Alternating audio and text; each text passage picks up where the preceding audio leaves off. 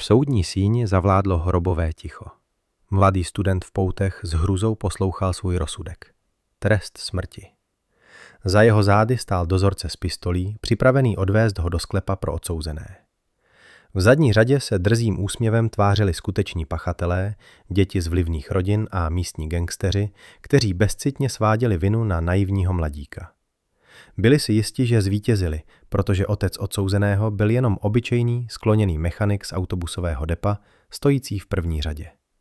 Ale tito pánové života udělali osudovou chybu. Nevěděli, že pod špinavým oděvem se skrývá profesionální sabotér z jednotky, která oficiálně nikdy neexistovala. Zákon mu dal přesně 72 hodin a teď otec vytahuje ze skrytého úkrytu svůj starý arzenál.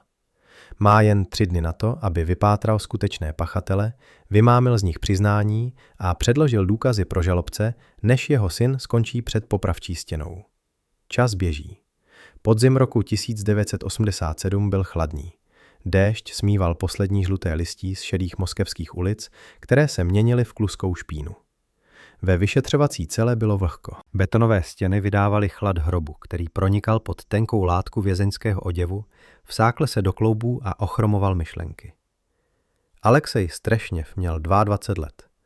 Tenoučké prsty pianisty, propadlé tváře, zhaslý pohled očí, v nich se zastavilo nepochopení. Seděl na železné posteli, objímal si kolena a zíral na jednu skvrnu na olupující se zdi. Stále se snažil pochopit, kdy se jeho život rozlomil na předtím a potom. Alexej byl obyčejný student architektonické školy, tichý, zaujatý kreslením a touhou po spravedlnosti. Jeho chybou bylo přátelství. Vadim Lanský, syn vysoce postaveného stranického funkcionáře, si vždy vybíral do svého okolí ty, na jejichž pozadí mohl vyniknout. Vadim nosil nedostatkové džíny, jezdil otcovou Volhou a vyzařoval jistotu mladíka, pro kterého zákon neplatí. Alexej byl pro něj pohodlným doplňkem, spolehlivým, správným a naivním. Před týdnem ho Vadim pozval na chatu. Uzavřená party, Alexej, kresby počkají. Byli tam alkohol, hlasitá hudba z cizího magnetofonu, neznámé dívky a lidé, které Alexej nikdy předtím neviděl. Mezi nimi vyčníval Zubarev, muž s těžkým pohledem spod obočí a zlatým zubem. Kriminálník, který plnil špinavé úkoly pro zlatou mládež. Alexej vypil sklenici vodky, kterou mu Vadim podal. Pak nastala tma, prázdnota, hustá mlha v hlavě. Probudil se ráno na gauči v prázdném obýváku. Hlava mu třeštila. Vadim řekl, že všichni odešli. Poklepal ho po rameni, strčil mu do ruky tašku s poznámkami a poslal ho na vlak. O 2 dny později vtrhli do bytu Strešněvých policisté. Jednali hrubě, rychle, podle předem napsaného scénáře. Vyšetřovatel Čerepanov, zavalitý muž s neustále spocenou tváří a nervózníma očima, se ani nepodíval na Alexeje. Díval se na madraci v jeho pokoji. Odtamtud vyndali těžkou mastnou pistoli TT. Právě z této zbraně, jak později ukáže balistická expertíza, byly zastřeleny 2 studentky v lese za městem. Výslechy se spojily v nekonečné utrpení. Jasná lampa v obličeji, pach levného tabáku a zatuchlého potu v místnosti. Čerepanov nehledal pravdu, jen chtěl případ uzavřít. Podepiš, Strešněve, monotónně mumlal vyšetřovatel, vyfukujíc kouř do Alexejova obličeje. Srdcem ti to zkrátí trest. Svědci tě viděli na chatě. Zubarev potvrdil, že jsi odcházel s dívkami. Pistole pod tvým madracem. Jsi mrtvý, studente. Podepíšeš, možná dostaneš 15 let. Nepodepíšeš, čeká tě poprava. Alexej nepodepsal. Křičel, plakal, požadoval konfrontaci s Vadimem. Ale Vadim zmizel. Rozplynul se za vysokými ploty luxusních sanatorií. Zubarev přivedl 2 vyděšené dívky, které třesoucími se hlasy potvrdili. Ano, viděli jsme, jak Alexej odváděl oběti do lesa. Neměl alibi, neměl spojení, měl jen otce. Soud probíhal rychle. Dřevěná lavice obžalovaných připomínala šibenici. V sále voněla podlahová mastika a valeriána. Soudce četl rozsudek rychle, aniž by zvedl oči od papírů. S ohledem na závažnost činu, zvláštní krutost a absenci lítosti, výjimečný trest, poprava. Alexejova matka omdlela a těžce se opřela o ruce dozorců.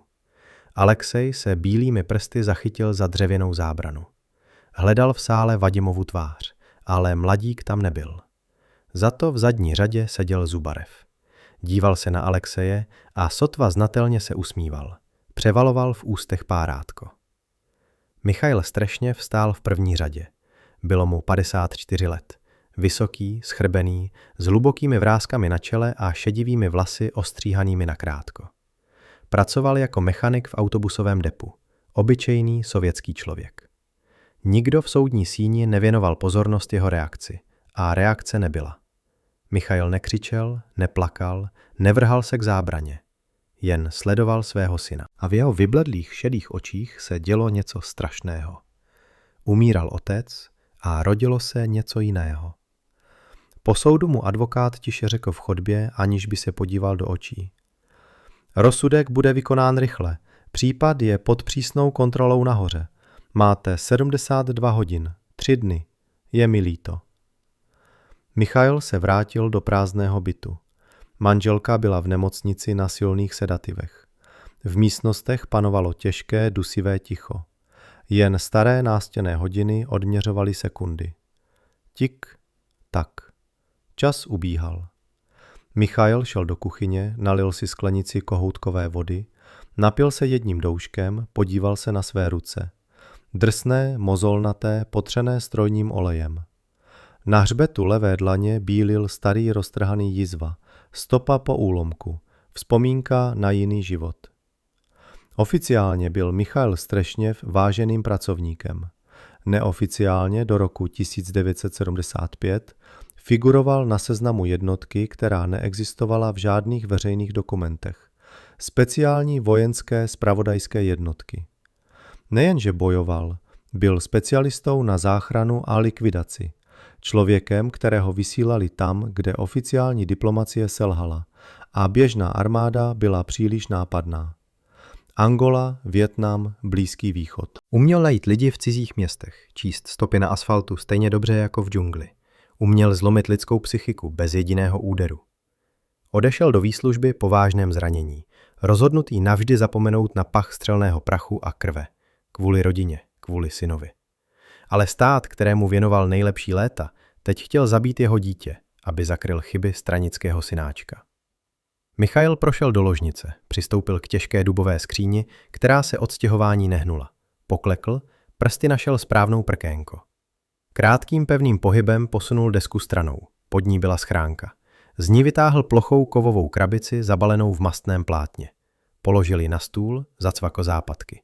Víko se otevřelo a uvnitř nebyly žádné medaile ani fotografie. Ležel tam nástroj. Nástroj člověka, jehož povolání je smrt a kontrola. Černěný pistolec Makara s tlumičem, náhradní zásobníky, sada pírek v koženém pouzdře, svazek tenkého ocelového drátu, ampule s látkami, jejichž názvy znali jen vojenské lékaři a bojový nůž s matným ostřím, které neodráželo světlo. Michail začal přípravu. Jeho pohyby se změnily. Zmizelo schrbení unaveného mechanika. Objevila se děsivá, mechanická přesnost. Pistoli rozebral poslepu během několika sekund. Každou součástku otřel hadříkem, nakapal na zpětnou pružinu olej. Vůně oleje udeřila do nosu a probudila staré reflexy. Složení, cvaknutí závěru. Zvuk byl suchý, dravý. Zkontroloval vyvážení nože, přehazoval ho z ruky do ruky. Perfektní. Nehodlal jít na policii s žádostmi ani psát odvolání. Zákon zde nefungoval, takže použije jiné metody. Aby zachránil svého syna za 3 dny, musel najít skutečné pachatele, vymámit z nich přiznání, shromáždit nepopiratelné důkazy a předložit je státnímu zástupci republiky tak, aby nebylo možné případ ututlat. Prvním článkem v tomto řetězci byl Zuborev, malý predátor, který se cítil beztrestný, syn bohatých a vlivných rodičů. Zuborev věděl, kdo skutečně střílel na dívky. On sám podstrčil zbraň. To znamenalo, že Zuborev promluví. Michail si oblékl tmavý svetr s vysokým límcem a pevnou bundu, která mu neomezovala pohyb. Pistoli schoval do vnitřní kapsy, nůž na předloktí, odemykací nástroje do boční kapsy. Přišel k zrcadlu v předsíni. Díval se na sebe. Ne na otce zlomeného smutkem, ale na chladný, vypočítavý stroj bez emocí, kterému vzali to nejcennější. Hodiny na zdi odbyly půlnoc. Zbývalo 70 hodin. Michail opustil byt a 2krát otočil klíčem v zámku. Vstupní hala byla cítit vlhkostí a pachy kočičího moči. Venku mrholil nepříjemný drobný déšť. Město spalo zahalené mlhou. Michail si zvýšil límec a vykročil do tmy. Věděl, kde hledat Zuboreva. Ten měl pod kontrolou několik nelegálních heren, kde se hrály karty o velké peníze. Jedna z těchto heren byla na okraji města, v polozapomenuté čtvrti starých paneláků. Jmenuji se Karel Novák, sledujete kanál Dům bez odpuštění. Děkuji, že sledujete můj obsah. Budu rád za odběr a like. Příjemné sledování. Cesta trvala hodinu. Michail kráčel dvoře, vyhýbal se osvětleným ulicím a náhodným kolem jdoucím. Jeho krok byl tichý, klouzal po patě a špičce, jak ho učili před 30 lety. Tělo si samo pamatovalo správný rytmus. Dům, který hledal, stál na samotě. Okna v přízemí byla zatažená těžkými závěsy, ale skrz škvíry prosvítalo tlumené světlo. U vchodu kouřili 2 svalnatí muži v kožených bundách, ochranka. Mluvili tiše, občas plivali na mokrý asfalt. Michail se zastavil ve stínu rozvětveného topolu 20 metrů od nich. Nepřipravoval zbraň. Zbraň znamenala hluk. Hluk znamenal ztrátu kontroly. Místo toho vytáhl z kapsy těžký ocelový šroub zabalený v kapesníku. Obšel dům zezadu, přitáhl se na plynovou trubku, tiše vylezl na střížku nad vchodem a odsud přes otevřené okno druhého patra seskočil do schodišťové klece. Žádný zvuk, kromě lehkého šustění bot na betonu. Uvnitř vonilo po tabáku a alkoholu. Michail sešel do přízemí. Dveře do správného bytu byly potaženy koženkou. Za nimi se ozývaly tlumené hlasy a cinkání žetonů. Ochránka zůstala venku. Michail vytáhl odemykací nástroje. Prsty mu pracovaly jako u zlatníka. Cítil každý čípek v zámku. 1, 2krát, 3krát, lehký cvak. Dveře povolily. Otevřel je na centimetr. Úzká chodba byla plná bot. Z místnosti napravo vycházel světlo. Tam seděli hráči. Vlevo byla kuchyně, odkud zněl hlas Zuboreva, chraplavý a sebejistý. Jo, říkám ti, máme to v kapse, vykládal. Starší Lanský všechno vyřešil. Studenta vyhodí, my jsme čistí. Zítra Vadík slíbil pořádnou akci, přinese prachy. Michail se vplížil do chodby. Dveře za ním se tiše zavřely. Stal se součástí stínu v domě a pomalu se přiblížil ke kuchyni. Každý krok byl přesný, dech klidný, puls nepřesahoval 60 tepů za minutu. V kuchyni seděl Zuborev zády ke dveřím a naléval si vodku do sklenice. Naproti němu byl hubený nervózní mladík, který si překládal modlitební korále. Michail vstoupil do kuchyně. Nevykřikl, nevyhrožoval. Prostě tiše přistoupil zezadu k Zuborevovi. Hubený mladík zvedl oči, spatřil Michaila a chtěl vykřiknout. Ale nestihl to. Michail prudce zasadil ocelový šroub do jeho nosu. Mladík se skácel ke zdi a upustil korále. Zuborev se začal otáčet a instinktivně sáhl do kapsy bundy pro nůž. Michailovo hnutí bylo nepostřehnutelné. Levou rukou pevně přidržel pachatele za týl, aby nemohl otočit hlavu. Pravou rukou se položil na jeho rameno a prsty pevně sevřely základnu krku. Zuborev zachraptěl. Jeho tělo ochromila náhlá, ostrá bolest. Vodka se vylila na špinavou podlahu. Michail se naklonil k jeho uchu. Vůně drahého kolínské se smísila se zápachem strachu, který se z něj začal linout. Ani hlásku, zašeptal Michail tiše, suše, jako šustění smyrkového papíru. Přikývneš, budeš si to vyčítat. Pohnutí koncem prstu, budeš litovat. Rozumíš? Zuborev nemohl kývnout, ale jeho oči, odrážející se v tmavém okně kuchyně, se rozšířily hrůzou. Pochopil, že čelí síle, proti níž jeho pouliční pravidla jsou jen prázdný zvuk. Ty si dal zbraň mému synovi, pokračoval Michail stejně tiše a zvýšil tlak o milimetr. Zuborev pocítil ostrý elektrický šok v páteři. Mám 3 dny, ty máš 3 minuty, abys mě přesvědčil, že tě tu nezabiju. Odejdeme tiše. Michail prudce zvedl Zuboreva na nohy, aniž uvolnil sevření. Zuborev poslouchal jako loutka. Vyšli z kuchyně do chodby. Z pokoje s hráči stále zněl smích a cinkání karet. Nikdo si ničeho nevšiml. Vyšli zadním vchodem do tmavého dvora zarostlého křovím. Déšť zesílil a smyl stopy. Michail zatlačil Zuboreva ke zdi transformátorové budky. Pachatel zakopl a padl na kolena, lapaje po studeném vzduchu. Zvedl hlavu a chtěl něco drzého říct. Kdo jsi, chlape? Víš vůbec, pod kým stojím? Ale nedokončil. Michail ho neudeřil pěstí. Jen těžkou botou přitlačil pravou ruku Zuboreva k mokrému asfaltu a mírně přenesl váhu. Křuply drobné kůstky. Zuborev zakřičel, ale Michail mu rychle přitiskl ruku s koženou rukavicí na ústa. Já kladu otázky, ty odpovídáš. Každá lež, zlomený prst. Každé váhání, zlomený kloup. Kdo střílel v lese? Zuborev skrze rukavici zamumlal. Oči mu slzely bolestí. Michail mu sundal ruku z úst. Vadik Lanský střílel. Zašeptal zadýchaně a držel si zraněnou ruku. Byl pod vlivem. Dívky začaly křičet a hrozily, že půjdou na policii. Já jsem jen vzal zbraň a schoval ji pod madraci studentovi. Starší Lanský nařídil všechno ututlat. Michail se na něj podíval zhora dolů. Jeho tvář byla maskou bez emocí. Kde je teď Vadim? Na chatě, na staré otcově chatě v okrajové části města. Je tam ochranka, jsou tam psi. Nepřejdeš, chlape, zabijí tě. Michail pomalu vytáhl zevnitř kapsy injekční stříkačku s průhlednou tekutinou a sundal kryt zuby. Co to je? Zuborev se přitiskl ke zdi. Nemusíš, všechno jsem řekl. Je to uspávací prostředek. Probudíš se za 12 hodin v kufru mého auta. Pokud tam Vadima nenajdu, už se neprobudíš. Michail profesionálním krátkým pohybem zavedl jehlu do krku Zuboreva. Pachatel se škugnul a po pár vteřinách ochabl a sklouzl po zdi. Michail se podíval na hodiny. 68 hodin. Hodil tělo na rameno a zmizel v temnotě dvora. Před ním byla chata v okrajové části města.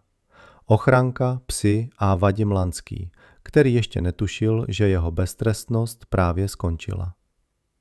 Starý Moskvič sebejistě projížděl louže na silnici. Na opuštěné silnici stěračem monotónně škrábali čelní sklo, rozmazávajíc kapky chladného podzimního deště.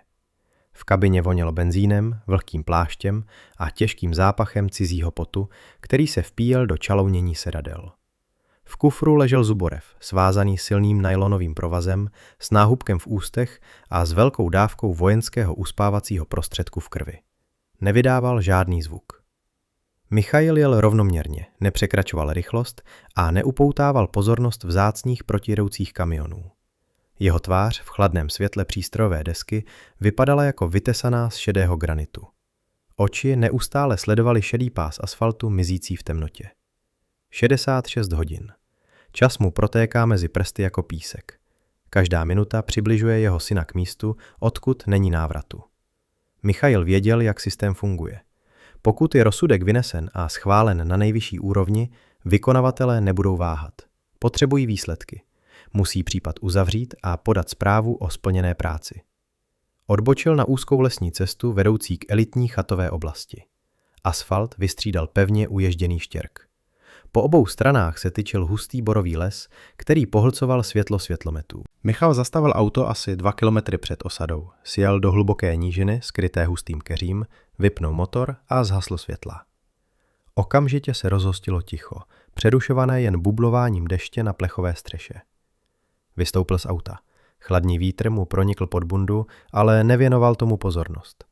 Otevřel zadní dveře, vytáhl z sedadla malý plátěný batoh a zkontroloval výbavu. Náhradní zásobníky, svítilnu s červeným filtrem, svitek izolační pásky, vojenský noční binokulár, těžký, robustní, s kvalitní optikou, kterou si přivezl z poslední mise na Blízkém východě. Zavřel auto a vydal se do lesa. Ve stejnou chvíli, 2 kilometry od něj, za vysokou cihlovou zdí ozdobenou ostnatým drátem svítila okna dvoupodlažního cihlového sídla. V prostorném obývacím pokoji, obloženém mořeným dubem, bylo teplo a světlo. V krbu praskala březová polena. Na mohutném stolku z červeného dřeva stály křišťálové láhve s dováženým alkoholem, vzácné uzeniny a ovoce. Vadim seděl v hlubokém koženém křesle, nohy měl opřené o konferenční stolek, obutý do drahých západních tenisek. Bylo mu 21, měl upravený vzhled, moderní sestřih a oči, v nich se mísilo opojení alkoholem s nervozitou. V ruce točil prázdný skleničku a sledoval tančící plameny. Naproti němu na pohovce odpočíval jeho kamarád Artur, štíhlý, nervózní student, syn diplomata. Artur bez přestání kouřil, popel z cigarety padal vedle těžké bronzové popelníku. Říkám ti, Vadime, to už byla hranice, nervózně mumal Artur a masíroval si nos. Kdyby se tvůj otec nezapojil, všichni bychom to odnesli. Viděl jsi, jak nás ten vyšetřovatel sledoval? Na něj kašlu, odfrkl Vadim a nalil si další panák koněku. Ruka mu mírně chvěla, když láhev cinkla o okraj skleničky. Otec řekl, případ je uzavřen. Student odmítl spolupracovat, ale u něj je zbraň a svědci. Zubrev všechno vyřešil. Za 3 dny Strešní zmizí a případ skončí v archivu. Všechno je zapomenuto. Artur se zhluboka napil, až mu špička cigarety jasně zazářila. A co když student před koncem promluví? Napsat žádost? Komu? Bohu? Vadim se zasmál, ale úsměv byl křečovitý a nucený. Můj otec je zámečník v autodílně. Žádné kontakty, žádné peníze, prach. My jsme lidé, Artur, a oni jsou prach. V rohu místnosti ve stínu stál 3. muž, bývalý policejní major, nyní vedoucí osobní ochrany rodiny. Jmenoval se Viktor a bylo mu 45. Širokých ramen, s mohutným krkem a nehybným pohledem zkušeného ochránce. Nepil, nekouřil, díval se z okna na bouřlivou podzimní noc. Nelíbila se mu ta noc. Nelíbila se mu sebejistota mladíka, kterého musel chránit. A nejvíc mu vadilo, že Zubrev už 4 hodiny nehlásil kontrolní spojení. Viktore Sergejeviči, co tam pořád sledujete? Opile ho vyzval Vadim. Pojďte, dejte si s námi, uvolněte se. Perimetr je zabezpečený, psi na krmení, jsme v pevnosti. Viktor se pomalu otočil, jeho výraz zůstal nevyzpytatelný. Zubrev se neozval v dohodnutý čas. Vadime Nikolajeviči, váš Zubrev zase propadl. Dostal od otce obálku a šel do nevěstince. Kriminálník, co od něj čekat? Kriminálníci pracující pro vašeho otce znají cenu disciplíny, odpověděl stroze Viktor. Otočil se od okna, zkontroloval vysílačku na pásu. Zdvojnásobím hlídky. Ilja a Makar jsou venku se psy. Denis u vrat. Já budu v chodbě. Jděte spát, Vadime Nikolajeviči. Zítra bude těžký den. Viktor opustil obývák a pevně za sebou zavřel těžké dveře. Vadim ho sledoval pohledem plným opovržení, upil koněk a opřel se v křesle. Cítil se jako vítěz. Prostřelil ty dívky jen proto, že se mu začali smát a nazvali ho slabochem. Alkohol udělal své a pak přišel strach. Zvířecí, lepkavý strach. Ale teď je vše za ním. Systém fungoval tak, jak měl fungovat, pro lidi jako on. Netušil, že systém, na který se spoléhal, právě teď selhává na hranici jeho dokonalého území. Michal se pohyboval mokrým borovým lesem. Nelámal větve, nevyrušoval listí. Jeho boty s měkkou kaučukovou podrážkou našly ideální oporu. Splynul s deštěm a stal se součástí chladné noci. 20 metrů od cihlové zdi si klekl na jedno koleno, zavřel oči a sklidňoval dech. Nádech na 4 doby, zadržení na 2, výdech na 6. Tep se zpomalil, tělo se stáhlo jako pružina. Zvedl noční binokulár. Zelenavé světlo vyzvedlo z tmy obrysy plotu, kamery na rozích a postavu hlídače, který kouřil pod stříškou u vrat. Kamery byly staršího typu, se značnými slepými místy. Michal se posunul o 40 metrů doprava, tam, kde větve staré borovice přečnívaly přes plot. Vytáhl z batohu tenký kevlarový lano s malým gumovým háčkem na konci.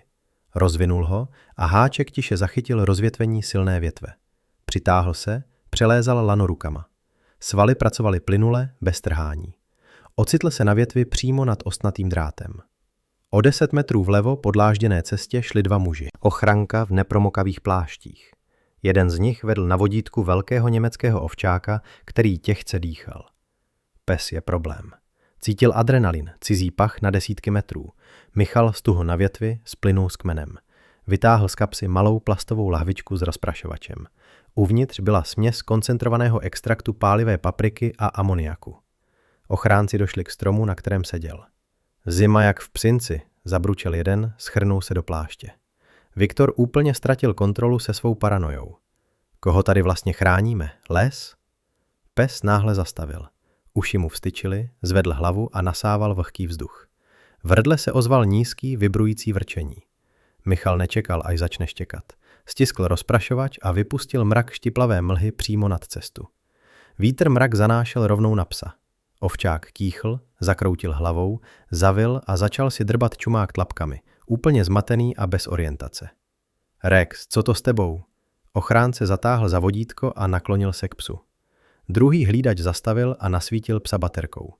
Byl to ten okamžik, kdy měli oči upřené k zemi.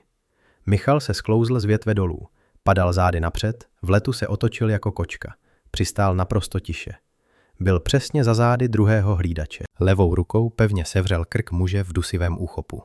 Pravou zablokoval ruce s baterkou. Žádné údery, žádné zápasy, jen pevný, nepřekonatelný stisk. Hlídač se zmítal, snažil se vysvobodit, ale po 5 vteřinách mu mozek přestal přijímat kyslík. Michal opatrně položil ochromené tělo na mokrou dlažbu. První hlídač, který se zabýval psem, uslyšel šustění. Otočil se a chtěl zavolat kolegovi. Michal udělal jeden plynulý krok vpřed. Bleskový úder do solarplexu vyrazil z hlídače veškerý dech. Muž se sklátil, lapal po vzduchu. Druhý, krátký, přesný úder ho poslal do hlubokého bezvědomí. Ovčák, oslepený a dezorientovaný amoniakem, se přitiskl k zemi a tiše kňučel. Michal se zvířeti nedotkl. Přisedl si vedle, vytáhl z kapsy plastový pásek, zacvakl mu psí tlamu, aby nemohl štěkat, a přivázal vodítko ke kovové lavičce. 2 muži byli zneškodněni. Zůstal ještě jeden hlídač uvnitř. Michal přetáhl těla hlídačů ke staré zdi plotu. Pracoval systematicky, jako stroj plnící naprogramovaný úkol. Zatímco prohledával kapsy hlídačů a vybíral vysílačky a klíče, jeho pohled sklouzl na vlastní ruce. V dálce osvětlené baterkou se na hřbetu dlaně blištil jizva. Paměť je krutá věc. Vždycky tě vrátí tam, odkud si chtěl utéct. Rok 1973. Džungle. Vlhko a horko, které téměř rozplývá miso. Čtveřice mužů měla za úkol zajmout jednoho velitele, který se skrýval v opevněné vesnici. 2 dny čekali v bahně, pokrytí pijavicemi, aniž by vydali jediný zvuk. Když přišel čas útoku, muž jménem Michail postupoval tiše a nekompromisně, postupně odstraňoval hlídky. Vzpomínal, jak se podíval do očí mladíka, jehož krk pevně sevřel. V těch očích byl strach. Stejný strach, jaký viděl dnes v očích jednoho z nepřátel. Po návratu z této mise se mu narodil syn Alexej, malý teplý uzlíček vonící po mateřském mléce. Michail ho vzal do svých tvrdých, jizvami poznamenaných dlaní a slíbil si, že jeho syn nikdy nezjistí, čeho je jeho otec schopen. Že jeho syn bude stavět domy, ne ničit životy. Odešel ze služby, své dovednosti pohřbil hluboko v paměti, jako by je zakopal pod vrstvu mazutu a dílů z autobusů. Žil podle pravidel tohoto světa, byl slušným občanem. Ale osud mu připravil jiný scénář. Jeho syn skončil v cele určené pro odsouzené k smrti. Michail sevřel pěsti tak, že mu bělaly klouby. Už žádná pravidla. Vrátil se. Ten muž z džungle je zpět a nezastaví se, dokud nevytáhne pravdu na světlo. Vstal, vzal si vysílačku jednoho ze strážců a stišil ji na nejnižší hlasitost. Musel odříznout dům od okolního světa. Tichým krokem se pohyboval podél zdi sídla a našel rozvaděč. Zámek pro něj nebyl překážkou. S jemností zkušeného zloděje otevřel dveře. Uvnitř byly spleti kabelů, telefonní linky a silové vedení. Vytáhl svůj matný bojový nůž a bez námahy přestřihl tlustý komunikační kabel. Dům zůstal bez spojení. Pak se přesunul k garáži. Dveře byly zavřené, ale skrz okno viděl 2 auta, černou limuzínu a zahraniční terénní vůz. Nezastíral garáž. Vytáhl z batohu 2 kovové nájezdy z tlusté ocely a opatrně je položil pod kola vozidel u vnější strany vrat. Kdo by se pokusil odjet, zůstal by bez pneumatik. Únikové cesty byly zablokované, spojení přerušeno. Strážci leželi v křoví, zbylo jen zhasnout světla. Michail se vrátil k rozvaděči. Nechtěl jen tak vypnout hlavní jistič, to by bylo příliš jednoduché. Opatrně odšrouboval svorky hlavního pojistky a vytvořil umělé zkraty. Všechny lampy v domě na chvíli zářily, pak s hlasitým prásknutím zhasly. Okna se ponořila do absolutní tmy. lov začal novou fázi. Uvnitř obývacího pokoje náhle vyskočil muž jménem Vadim. Rozlil zbytek koněku na své drahé kalhoty. Co to sakra je? Vykřikl do tmy. Arture, kde je světlo? Artur seděl na pohovce a těžce dýchal. Asi vypadly pojistky. Venku pršelo. Dveře obýváku se otevřely. Ve dveřích stál muž jménem Stogov. V ruce mu slabě leskl černý zásobník služební pistole. Jeho výraz byl napjatý. Všichni zůstaňte na svých místech, přikázal nízkým, vibrujícím hlasem. Vadime Nikolajeviči, odstupte od oken, rychle. Vadim opilým hlasem protestoval. Stogové, proč běháš s pistolí? Jdi a zapni jistič, telefon nefunguje, odpověděl stroze Stogov a sledoval temný chodník. Linka byla mrtvá, vysílačky mlčely. Denis u vrat neodpovídal. To nebyla jen výpadek proudu. Vadimův opojný stav okamžitě zmizel. V žaludku se mu vytvořila studená, těžká tíha. Co to znamená, že neodpovídají? Kdo tam je? Nevěděl.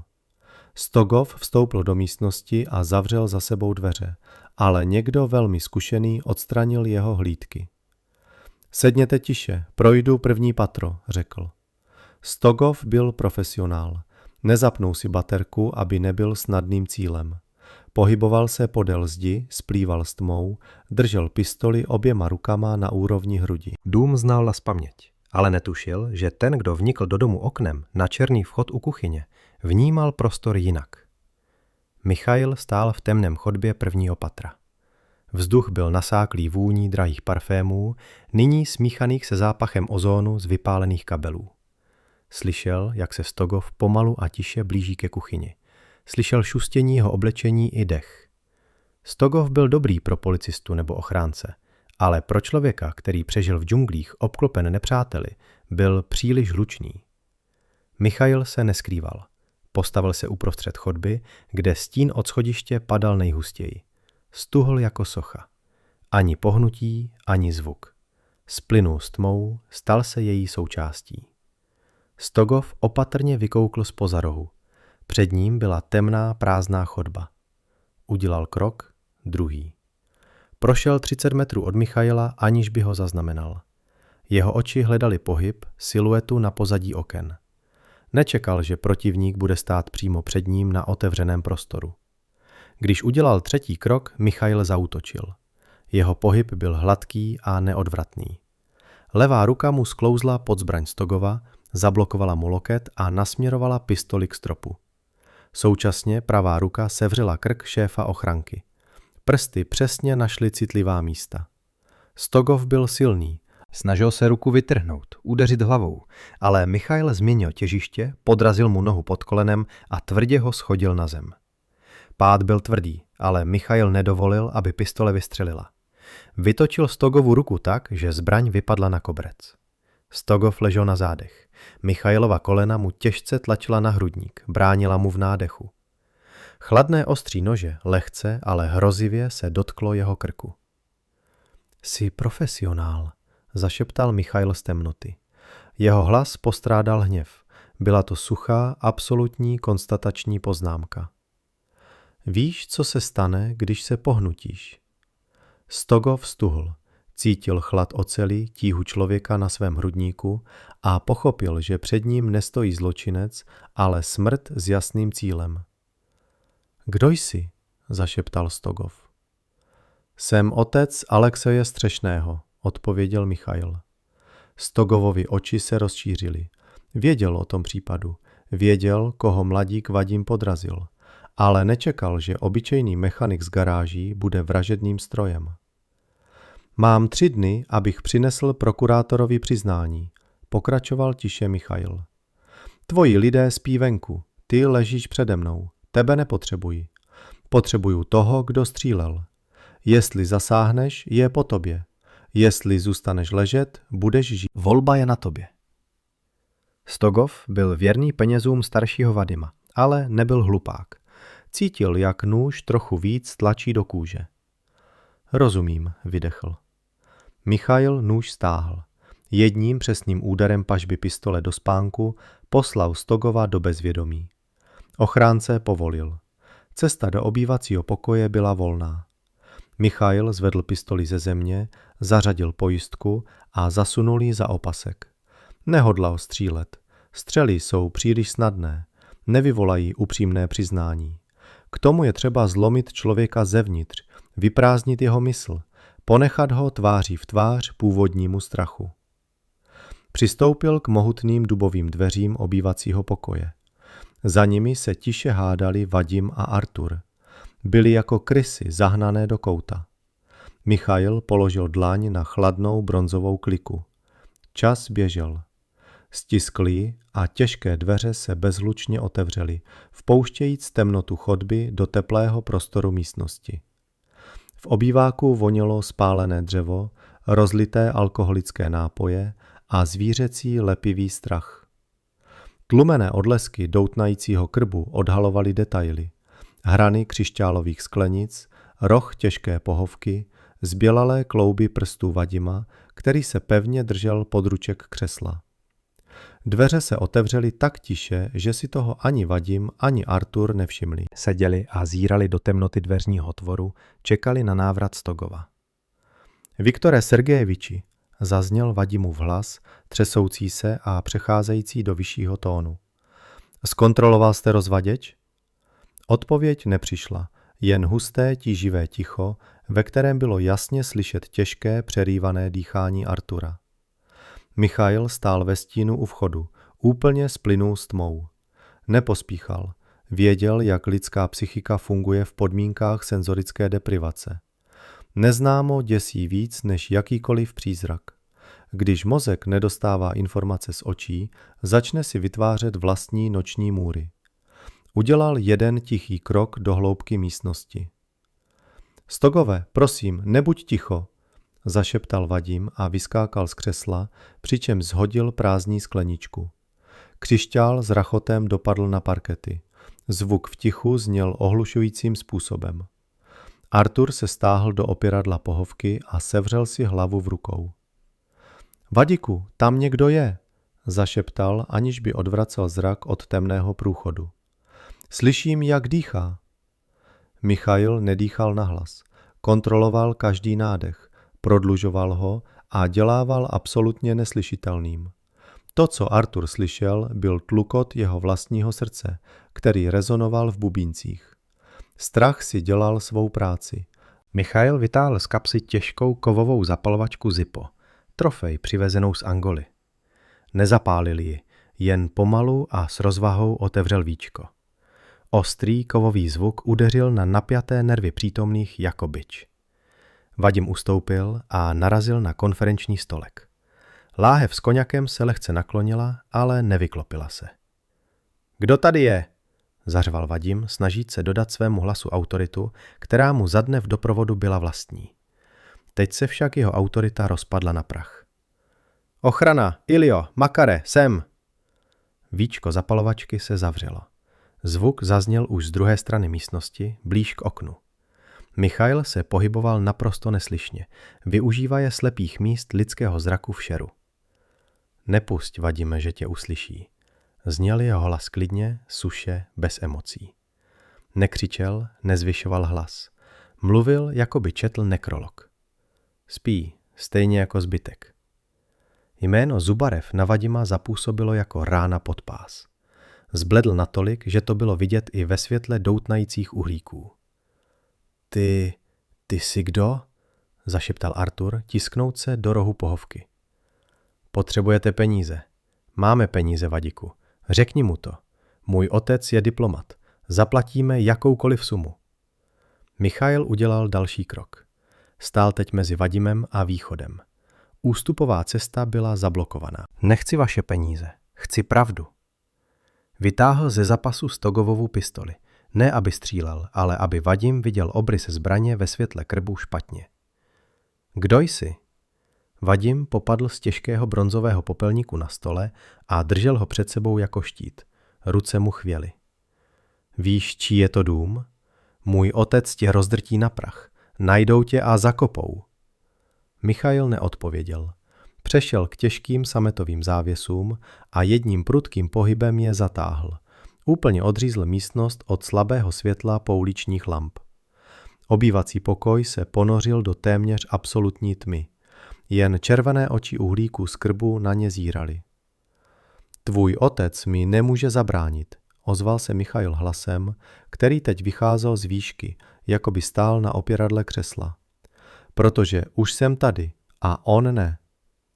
Vadim hodil popelník směrem, odkud hlas zazněl. Těžký bronzový kus s tlumeným úderem narazil do dřevěné stěny a spadl na zem. Michail tam už nebyl. Co chceš? Vybuchl Vadim. Před 3 dny v lesním pásu za městem byly zastřeleny 2 dívky z pistole TT. Artur tiše zašeptal a objal si kolena. Vadim stuhl a těžce dýchal. Já nevím, o čem mluvíš. To udělal student Strešněv. Soud už proběhl, všechno je dokázané. Michail se objevil přímo za Vadimem tak blízko, že cítil vlhký pach jelbundy. Zubarev mi vyprávěl jiný příběh, Vadime. Řekl, jak si opilý vytáhl zbraň, jak dívky začaly křičet, jak si zmáčko spoušť a pak tvůj otec nařídil Zubarevovi, aby pistoli schoval pod madrací mému synovi. Vadim se prudce otočil a bez rozmyslu udeřil pěstí do prázdna. Michail ani neblokoval úder, jen se mírně naklonil dozadu. Vadimova pěst protěla vzduch. Ztratil rovnováhu a padal vpřed. Michail ho pevně chytil za límec drahého importovaného svetru a silou ho hodil zpět do křesla.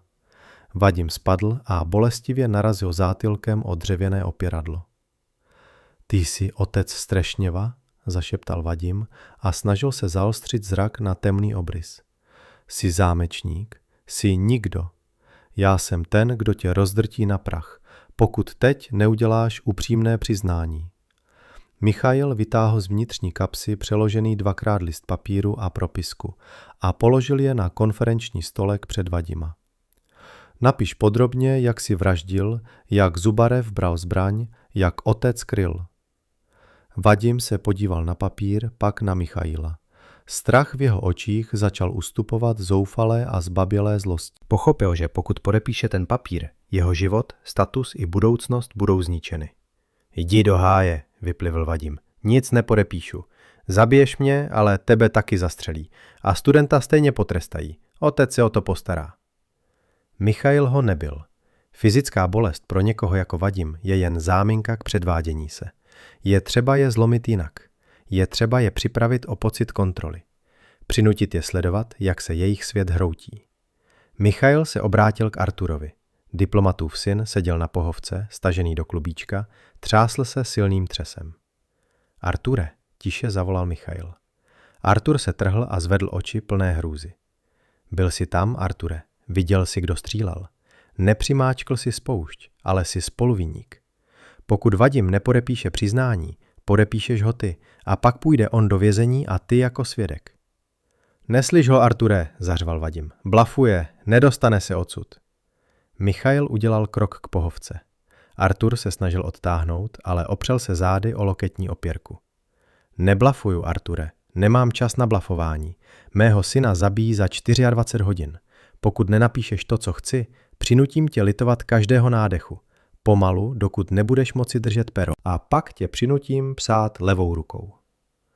Michail pevně chytil Artura za pravou ruku. Jeho stisk byl železný, nepřekonatelný. Prsty mechanika, zvyklé ohýbat kov, sevřely tenké zápěstí. Ne, prosím, ne. Artur propukl v hysterický pláč. Napíšu všechno, všechno jsem viděl. Vadik střílel, byl opilý. Zlobil se, že se mu smáli. Napíšu. Zmlkni, hlupáku, zařval Vadim a vyskočil z křesla. Vrhl se na Artura. Michail nepustil Arturovu ruku. Jen se otočil a krátkým tvrdým kopem do břicha srazil Vadima zpět. Vadim upadl, smetl konferenční stolek, padl na zem mezi střepy křišťálu a zachraptěl lapajíc po dechu. Michail pustil Artura, sebral pero a papír z podlahy a položil je na zachovalý okraj stolku. Piš, Arture, každý detail. Artur vzlikaje a rozmazávaje si po tváři slzy uchopil pero. Jeho ruce se třásly tak, že písmena po papíře poskakovaly a splývaly v křivé čmáranice. Ale psal. Strach z muže z temnoty byl silnější než strach z nadřízeného. Vadim ležel na zemi, svíjel se v bolestech. Díval se, jak Artur píše, a v jeho očích nebyla už zuřivost, ale slzy. Jsi mrtvý, zámečníku, zašeptal Vadim. Můj otec tě vytáhne ze země. Michail přistoupil k Vadimovi a poklekl před ním. Ve světle uhlíků jeho tvář vypadala jako vytesaná z kamene. Tvůj otec je úředník, umí přehazovat papíry a dávat rozkazy po telefonu. Ale já umím najít lidi v džungli podle zlomené větve. Umím zabíjet tak, že nikdo nenajde tělo. Pokud se tvůj otec pokusí mi zabránit, přijdu pro něj a on to pochopí, až si přečte, co teď píše tvůj přítel. Michail vytáhl ze vnitřní kapsy injekční stříkačku, tu samou, kterou použil k usnutí Zubareva. Vadim spatřil jehlu a pokusil se odplazit, kopaje nohama po parketách. Co to je? Nedotýkej se mě. To je záruka, že do rána neuděláš žádnou hloupost. Michail pevně přidržel Vadimovu ruku přitisknutou k podlaze. Vadim se vzpíral, vrčel a snažil se kousnout do zápěstí. Michail to ignoroval. Mířil přesně a systematicky, jako lékař provádějící nepříjemný, ale nezbytný zákrok. Jehla pronikla do žíly. Vadim se naposledy škubnul. Jeho oči se stočily a on ochabo na podlaze mezi střepy skla. Michail vstál. Artur právě dokončil psaní. Podal mu třesoucí se rukou popsaný list. Všechno jsem napsal, všechno tak, jak to bylo. Prosím, pusťte mě. Michal vzal papír, vytáhl čelovku s červeným filtrem a rychle přečetl text. Artur uvedl všechna jména, data, podrobnosti hádky i značku pistole. Bylo to upřímné svědectví, první článek řetězu důkazů. Ale to nestačilo. Přiznání vystrašeného studenta, napsané pod tlakem, by dobrý právník během 5 minut rozmetal u soudu. Potřeboval neotřesitelné důkazy, motiv a hlavního, kdo dal příkaz Zubarevovi, staršího Lanského. Michal složil papír a schoval ho do vnitřní kapsy. Zůstaneš tady, Arture, řekl. Spoutáš Vadima, potom sebe. Když se pokusíš utéct, najdu tě. Když zavoláš policii, najdu tě. Rozumíš? Artur nervózně přikývl. Michal vytáhl z batohu klubko nylonové šňůry a hodil ho na gauč. Otočil se a šel ke dveřím. Měl přiznání svědka. Měl Zubareva v kufru. Teď potřeboval hlavního tahouna. Byla 3 hodiny ráno. Michal vyšel z vily do chladné deštivé noci. Ostraha stále ležela v křoví, spoutaná plastovými pásky. Pes tiše kňučel u lavičky. Dům stál tmavý, sticha a nehybný. Pevnost padla bez jediného výstřelu. Vrátil se k autu a otevřel kufr. Zubarev ještě spal, těžce dýchal nosem. Michal zkontroloval puls, pravidelný a stabilní. Uklidňující prostředek působil ještě asi 8 hodin. Nasedl a nastartoval. Stěrače znovu začaly rozmazávat vodu po čelním skle. Potřeboval bezpečné místo, kde by mohl vyslýchat Zubareva tak, aby řekl všechno o starším Lanském. Místo, kde je nikdo nenajde. Věděl o takovém místě. Starý, opuštěný spojovací bunkr z 2. světové války, ukrytý ve vzdáleném lese 40 kilometrů od města. Našel ho náhodou před lety při sběru hub. Místní tam nechodili, šířily se zvěsti o nevybuchlých minách. Ideální úkryt. Cesta trvala 1,5 hodiny. Déšť neustával a měnil lesní cesty v bahnité bláto. Auto se těžce převalovalo přes výmoly, prokluzovalo, ale neústupně pokračovalo vpřed. Světla osvětlovala jen úzký pruh rozmazané cesty. Stromy se nad vozidlem spojovaly do mokrého stropu. Michal zastavil na malé mítině, skryté za hustou stěnou smrků. Vyskočil, vytáhl baterku, našel zarostlý betonový poklop a zvedl těžké, zrezivělé ocelové dveře. Zevnitř se linula zatuchlost, plíseň a vůně starého betonu. Vytáhl Zubareva z kufru, hodil ho přes rameno a začal sestupovat po strmých betonových schodech. V bunkru bylo sucho, ale nesnesitelná zima. Položil vězně na starý, zrezivělý kovový stůl uprostřed malé místnosti. Vytáhl petrolejovou lampu a zapálil ji. Slabé žluté světlo, osvětlující holé betonové stěny, zbytky schnilých kabelů a masivní hermetické dveře. Z kapsy vytáhl ampulku s protijedem a naplnil injekční stříkačku. Nehodlal čekat, až se Zubarev probudí sám. Čas pracoval proti němu, zbývalo 61 hodin. Jehla pronikla do žíly vězně. Michal vstoupil krok zpět a začal čekat. Zubarev se probudil o pár minut později. Nejprve se polekal, pak se pokusil pohnout, ale nylonové šňůry pevně svazovaly jeho ruce i nohy ke stolu. Otevřel oči, mrkal, snažil se zaostřit na slabé světlo lampy. Když zahlédl betonový strop, propadl panice. Kde to jsem? Co to je? Pak uviděl Michala. Mechanik z autodílny stál u zdi se založenýma rukama. V jeho očích nebylo ani hněvu, ani radosti, jen chladný, neúprosný výpočet. Jsi úplně sám, nikdo ti nepomůže, klidně řekl Michal. Vadim Lanský je zneškodněný.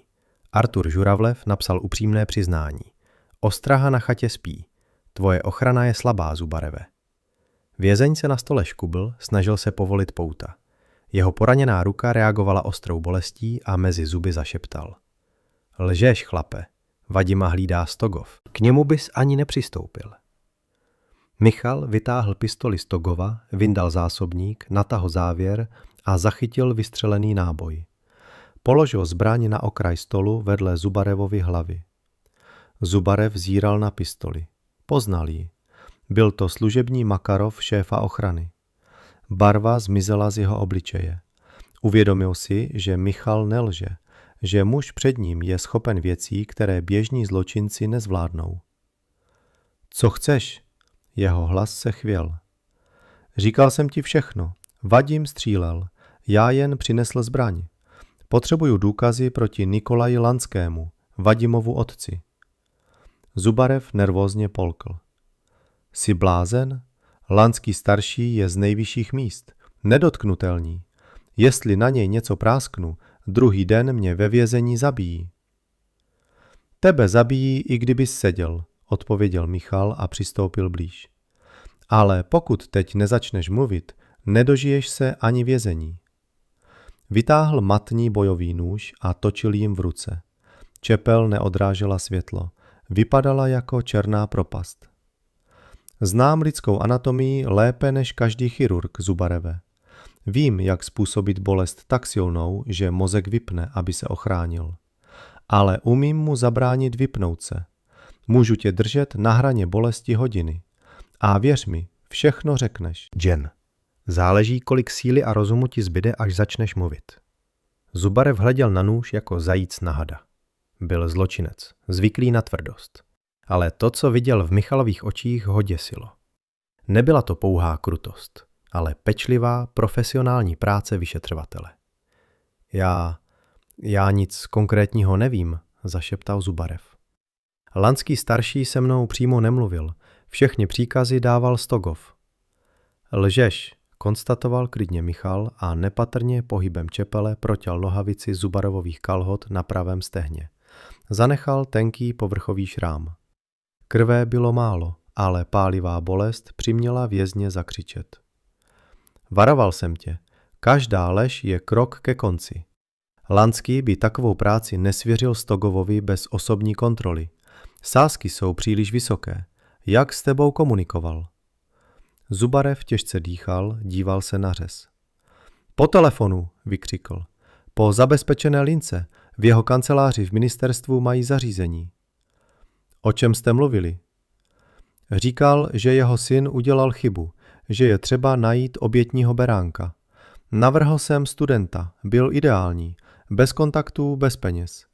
Lanský řekl, uklidíš to a já ti zavřu tvoje problémy s pašováním. Michal přikývl, motiv byl jasný. Pachatelé známí, ale slova vězně nestačila státnímu zástupci. Jak ti Lanský předal peníze? Za takovou práci se neplatí sliby. Zubarev zaváhal. Michal znovu zvedl nůž. Zubarev chraptivě začal. V celé ostrahy na hlavním nádraží, celá číslo 42. Tam jsem nechal aktovku s penězi a dokumenty na uzavření mých případů. Klíč mám v bundě, vnitřní kapse. Michal prohmatával kapsu vězňovy bundy, kterou hodil na vedlejší židli. Opravdu tam byl plochý klíč s číslem 42. Aktovka s penězi a dokumenty předaná starším Lanským. To byla důkazní stopa vedoucí přímo do vysokých pater moci. Výborně, řekl Michal a schoval klíč do kapsy. Teď to všechno podrobně napíšeš na papír s daty, částkami a telefonními čísly. Uvolnil pravou ruku Zubareva, položil před něj papír a pero. Vězeň psal dlouho, grimasy bolesti mu skřivily tvář, ale nedovolil si přestat. Michal stál vedle a kontroloval každé slovo. Když skončil, Michal vzal list a rychle ho přečetl. Všechno bylo čisté a přesné. 2 přiznání, klíč od schránky. Zbývalo 59 hodin. Michail znovu obvázal Zubrevovu ruku, vzal injekční stříkačku s uklidňujícím prostředkem. Zůstaneš tady spát, Zubarev, dokud nedokončím, co mám. Pokud se nevrátím, zemřeš žízní v tomhle betonovém vězení. Tak se modli, aby všechno vyšlo. Podal mu lék. Zubarev ochabl na stole. Michail zhasl petrolejovou lampu. Bunkr se ponořil do absolutní tmy. Vyšel po schodech ven do chladného podzimního lesa. Déšť téměř ustal. Nahradil ho hustý pronikavý mlh. Měl důkazy proti pachatelům. Měl stopu vedoucí k objednavateli. Ale věděl, že státní zástupce republiky neotevře případ proti vysokému úředníkovi z ústředního výboru jen na základě papírů podepsaných kriminálníkem a vyděšeným studentem. Systém neporazíš papíry. Systém musíš zatlačit do kouta. Potřeboval samotného Nikolaje Lanského. Michail nastoupil do auta a nastartoval. Další zastávka, Moskva, Kurské nádraží. A pak přímo do doupěte nepřítele, do kanceláře muže, který poslal jeho syna na smrt. Ráno nad Moskvou bylo těžké, olověné. Město se probouzelo neochotně, zahalené hustým smogem a jemným mrholením.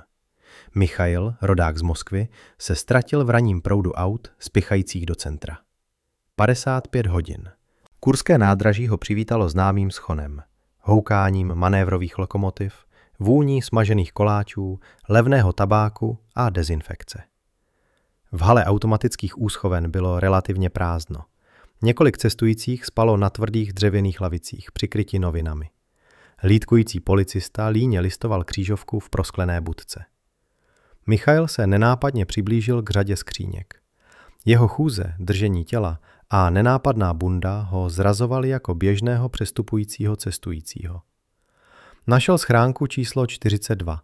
Zasunul plochý klíč od Zubreva do zámku, otočil a slyšel cvaknutí. Kovové dvířka se s tichým skřípnutím otevřely. Uvnitř ležel černý kožený diplomat, tenká kvalitní kůže, kódové zámky. Takové věci se v běžných galanteriích neprodávaly. Michail vytáhl diplomat. Byl nečekaně těžký, minimálně 3 kila. Otevírat ho na nádraží by bylo nerozumné. Klidně a bez spěchu vyšel z budovy, nastoupil do auta a odjel o pár bloků dál. Zaparkoval v klidném dvoře staré činžovní budovy, kde ho nikdo neuvidí. V autě bylo cítit vlhko a napětí. Položil diplomat na sedadlo spolujezdce. Kódové zámky měly 3 kolečka na každém. Pro amatéra problém. Pro někoho, kdo otevíral sejfy na ambasádách, otázka 2 minut. Vytáhl z přihrádky tenkou kovovou destičku podobnou žiletce. Zasunul ji do mezery mezi kolečkem a tělem zámku. Pomalu začal otáčet kolečky prsty. Nekoukal na čísla, poslouchal a cítil. Lehké cvaknutí. Odpor mechanismu se změnil o zlomek milimetru. První číslo, druhé, třetí. Jeden zámek odemčen, pak druhý. Michail otevřel víko. Uvnitř byly pečlivě svázané bankovní pásky kolem balíků 100korunových bankovek. Částka odpovídající ceně několika vozů značky Volha. Ale peníze ho nezajímaly. Jeho pohled se hned upřel na plastovou složku ležící na vrchu bankovek. Otevřel ji. Byly tam dokumenty, kopie rozhodnutí o zastavení trestních řízení týkajících se spekulací a nelegálního prodeje. V dokumentech figurovalo jméno Zubarev. Na papírech byly čerstvé razítka a podpisy odpovídajících lidí z bezpečnostních orgánů. A co bylo nejdůležitější, na jednom listu připevněném sponou byl napsán telefonní číslo. Přímá vládní linka, na kterou se měl Zubarev hlásit o vykonané práci. Číslo Nikolaje Lanského. To nebyl jen motiv, To byl železný, zdokumentovaný důkaz propojení mezi kriminálníkem a vysokým úředníkem. Úplatek za vraždu potvrzený státními razítky. Michail pomalu vydechl. To je ono. To, co musel najít. Zavřel diplomat, měl v rukou bombu. Pokud tyto dokumenty a přiznání doručí generálnímu prokurátorovi spolu s tiskem, Lanského staršího nezachrání ani ústřední výbor. Ale k generálnímu prokurátorovi se ještě musí dostat a systém umí bránit.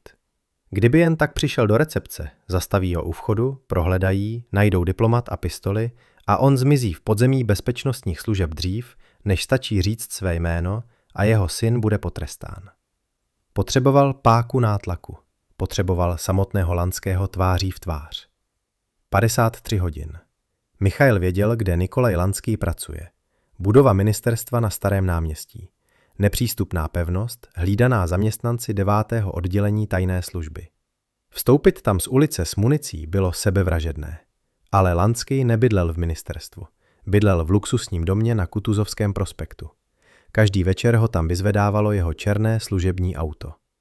Michail nechal auto na sousedním dvoře. Musel se připravit. Převlékl se, sundal nenápadnou bundu, oblékl si formální, i když ošuntělý oblek, kravatu a dlouhý šedý kabát. Pistoli přesunul do speciální pouzdra pod paží. Nůž v pouzdře na předloktí. Diplomat vzal sebou. Teď vypadal jako drobný stranický úředník. Jeden z tisíců anonymních součástí systému, člověk, na kterého si nikdo nevzpomene. Dojel metrem na stanici náměstí Nogina, vystoupil na ulici. Budova ministerstva se tyčila nad náměstím masivní šedou hmotou. U vchodu hlídali policisté, kontrolovali průkazy. Černá služební auta stála v řadě podél chodníku. Michail nepřistoupil blíž. Vešel do telefonní budky na protější straně ulice, vhodil drobný a vytočil číslo, které našel v diplomatu. Zvony zněly dlouze a rovnoměrně. Poslouchám, ozval se hluboký, autoritativní bariton. Hlas člověka zvyklého rozdávat rozkazy a netolerovat odpor. Nikolaj Petrovič Lanský. Michailův hlas byl naprosto klidný. Ano, kdo volá? Toto číslo není určeno pro dotazy. To je člověk, který má v rukou diplomat ze schránky číslo 42 na Kurském nádraží, řekl klidně Michail. Na druhém konci linky zavládlo těžké, hmatatelné ticho. Lanský mlčel několik vteřin. Když znovu promluvil, v jeho hlase zazněly kovové tóny napětí. Nevím, o čem mluvíte, musíte se mýlit. Nemýlím se, Nikolaji Petroviči. V diplomatu jsou peníze a rozhodnutí na jméno Zubareva a v mém kapse čisté přiznání vašeho syna Vadima a jeho přítele Artura. Detailně popsali, jak Vadim zabil 2 dívky u lesního pásu. Stogov a vaše ochranka jsou na chatě na dovolené. Zubarev také vypovídal. Všechny nitky vedou k vám. Opět ticho. Jen těžké dýchání Lanského. Systém selhal a úředník to pochopil. Co chcete? Hlas Lanského zněl tišeji, tlumeněji. Kolik peněz? Vaše peníze nepotřebuji. Jsem otec Alexeje Strešněva, toho mladíka, kterého jste chtěli odstranit, abyste kryli svého syna. Lanský polkl. Bylo to slyšet i přes rušení na lince. Poslouchejte, Strešněve, děláte chybu, obrovskou chybu. Pokud pustíte tyto papíry dál, zničí vás. Nechápete, s kým máte co dočinění. To vy nechápete, s kým máte co dočinění, Lanský. Mám 50 hodin na záchranu svého syna. Pokud během 50 hodin rozsudek nezruší, tyto dokumenty budou ležet na stole generálního prokurátora a jejich kopie u západních novinářů. Vím, jak to udělat. Vaše kariéra skončí střelou. Blafujete. Nedostanete se k prokurátorovi. Chytí vás při příchodu. Možná ano, možná ne. Jste ochoten riskovat život, abyste to zjistil? Lanský mlčel. Byl chytrý člověk. Věděl, že je v pasti. A věděl, že zámečník, který dokázal prolomit jeho ochranu na chatě a získat diplomat, není obyčejný člověk. Co navrhujete? Zašeptal Lanský. Setkáme se osobně, bez vaší ochrany, bez tajné služby. Jen vy a já. Dnes večer v 8 hodin na Gorkého prospektu u Staré scény. Přijdete sám. Pokud uvidím někoho, kdo vás sleduje, diplomat okamžitě míří k prokurátorovi. Michail položil sluchátko, aniž čekal na odpověď. Vyšel z budky. Studený vítr mu udeřil do tváře.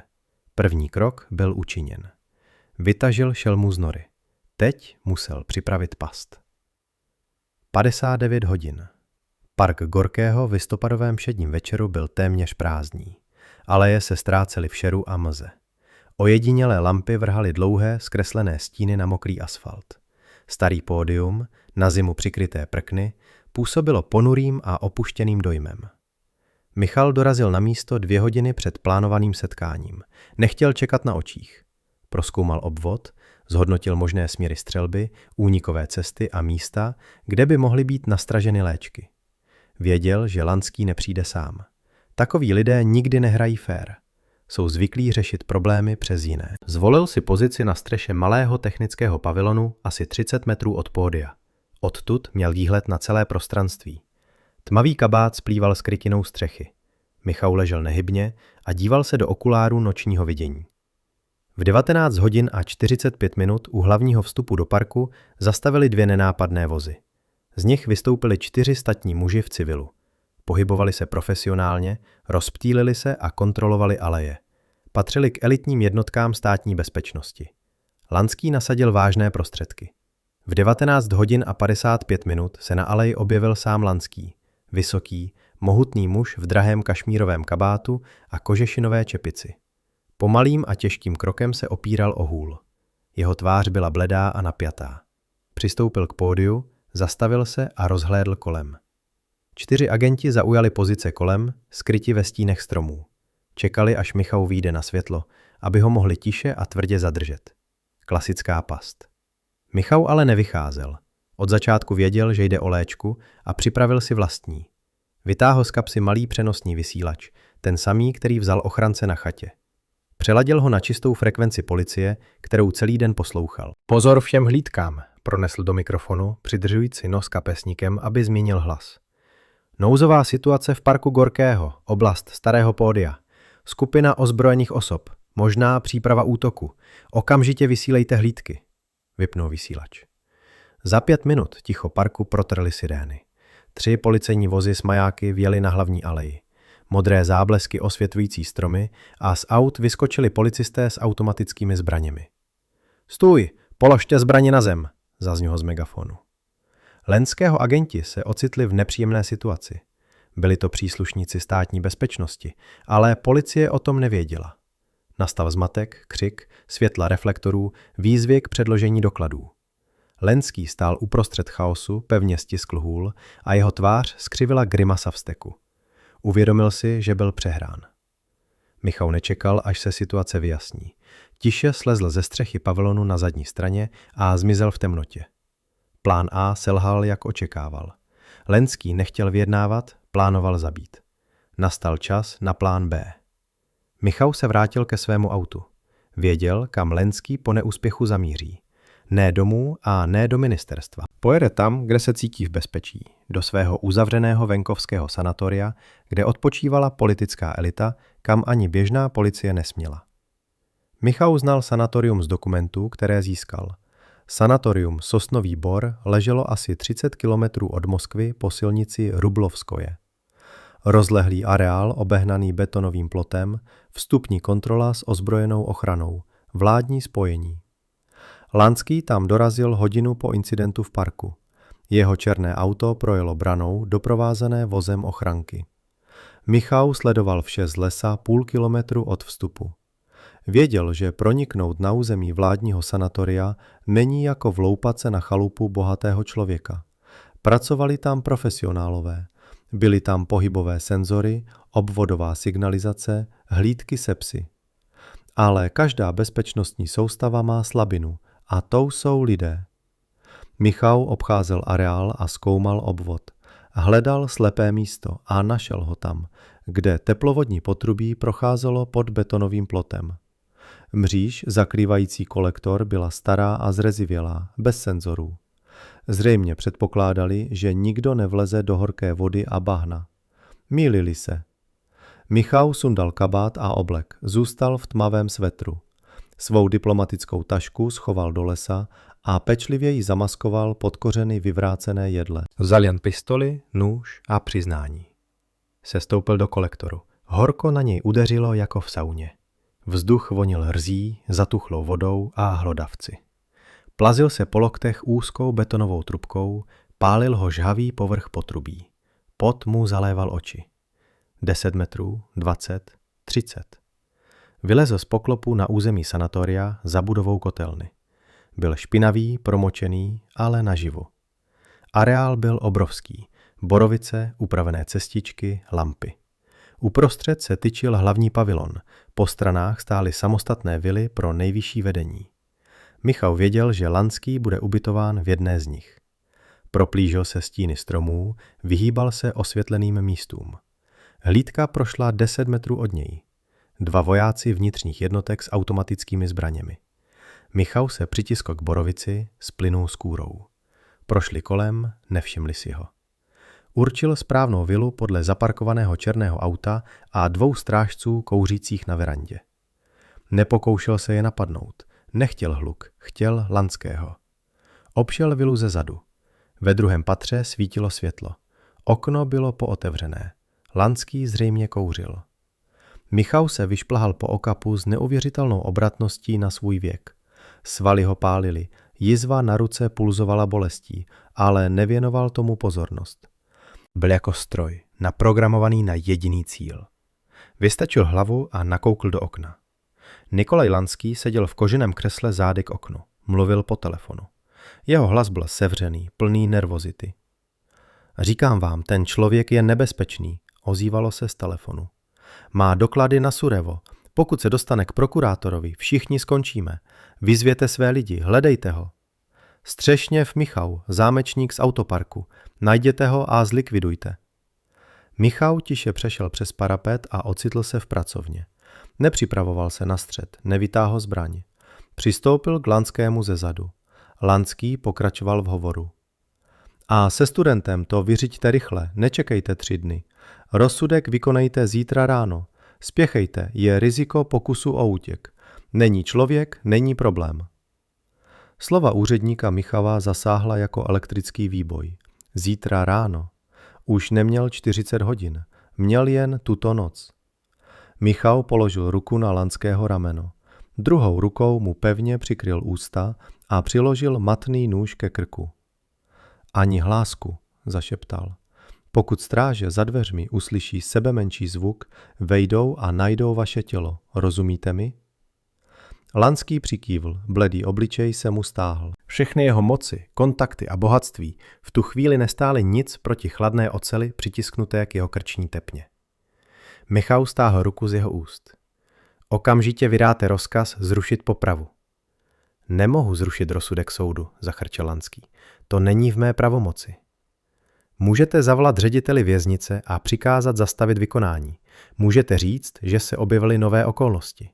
Můžete to udělat, protože váš život teď závisí právě na tomto hovoru. Michał vytáhl z kapsy několik vypsaných listů, přiznání Vadima a Artura, a hodil je na stůl před Lanského. Čtěte. Váš syn všechno vyzradil. Artur to potvrdil. Zurev je na bezpečném místě a také vypovídal. Diplomat s vašimi úplatky je ukrytý. Pokud odsud nevyjdu živý, tyto dokumenty ráno skončí na stole u generálního prokurátora a vy půjdete k soudu spolu se svým synem. Lanský s třesoucíma se rukama vzal listy. Četl a jeho tvář bledla jako popel. Uvědomil si, že je konec. Jeho dokonalý plán se zhroutil tváří v tvář člověku, který už neměl co ztratit. Zavolejte, rozkázal Michał a ukázal na telefon. Lanský sáhl po sluchátku. Jeho prsty se třásly, když vytáčel číslo šéfa věznice. Ozvalo se ospalé, slyším. Tady je Lanský. Hlas úředníka se chvěl, ale snažil se mluvit rozhodně. Ve věci střešného. Odložte výkon rozsudku. Objevily se nové skutečnosti. Ano, beru za to odpovědnost. Zaznamenejte to jako rozkaz zhora. To je vše. Položil sluchátko a podíval se na Michaila. Udělal jsem, co jste chtěli. Teď odejděte. Michał neschoval nůž. To nestačilo. Odklad není svoboda. Ráno pojdeme k generální prokuratuře. Přinesete tyto přiznání, přinesete diplomatický kufřík a napíšete doznání. Vyprávíte, jak váš syn zabil dívky a jak jste ho kryl. Jste blázen, zašeptal Lanský. Postřílejí mě.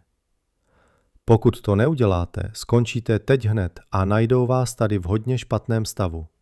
Vyberte si, poprava po soudu nebo smrt tady a teď. Lanský zavřel oči, byl zlomený. Systém, který budoval roky, se obrátil proti němu. Všechny páky, jimiž ovládal lidi, byly k ničemu. Dobře, vydechl. Dobře, udělám to. Michail ho nepustil. Věděl, že takovým lidem není radno věřit. Věděl, že Lanský se pokusí udeřit ze zadu při první příležitosti. Vytáhl z kapsy plastový pásek.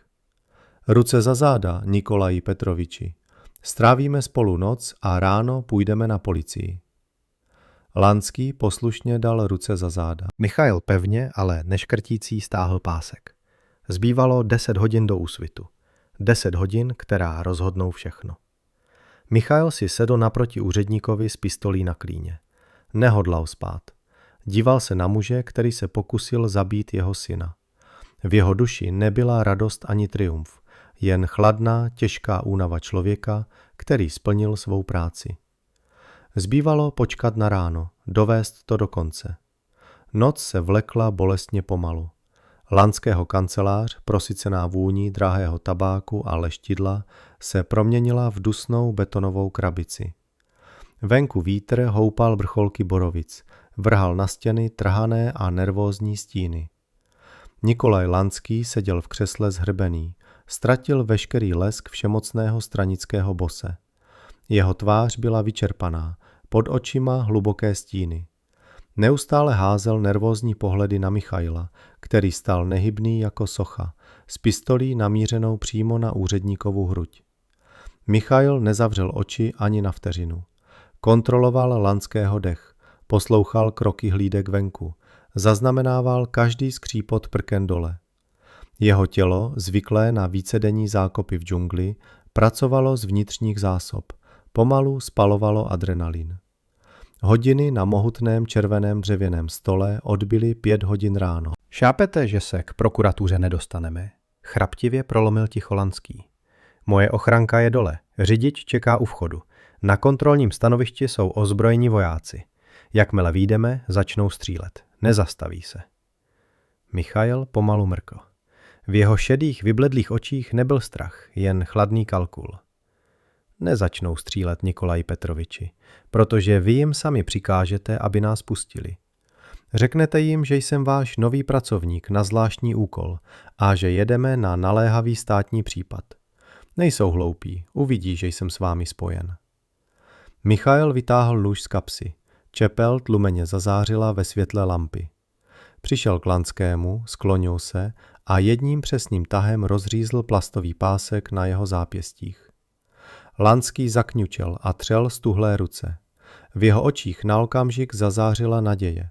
Hloupá, instinktivní naděje člověka, kterému byla vrácena svoboda pohybu.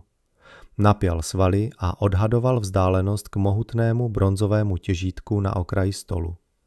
Michail zachytil ten pohled. Neútočil, jen položil levou ruku na jeho rameno a pravou přitiskl pistoli k jeho játrům, skrytou pod kabátem. Nedělejte hlouposti, zněl Michailův hlas tiše, skoro laskavě.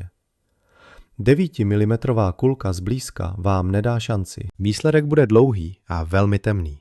Ochranka vám nepomůže. Udělal pauzu, aby slova došla k úředníkově vědomí. Oblečete si kabát, půjdu těsně za vámi. Má ruka bude v kapse, zbraň namířená na vaši záda. Pokud mrknete jinak než správně, pokud se vám třese hlas, pokud dáte znamení, stisknu spoušť. Rozumíte? Lanský polkl. Naděje v jeho očích zhasla a nahradila ji tupá zvířecí podřízenost. Pochopil, že tenhle člověk neblafuje. Ten člověk už dřív zabíjel a zabije znovu, pokud bude potřeba. Rozumím, pánové, řekl. Výborně, připravte se. Musíme vyzvednout diplomata z lesa. V 6 ráno vyšli z kanceláře. Lanský šel vpředu, těžce se opíral o hůl. Michail kráčel kousek za ním. Pravá ruka mu spočívala v kapse kabátu, pevně držela pistoli. Sestoupili do přízemí. V hale spal hlídač. Když uslyšel kroky, vyskočil a upravil si pouzdro na opasku. Nikolaji Petroviči, tak brzy?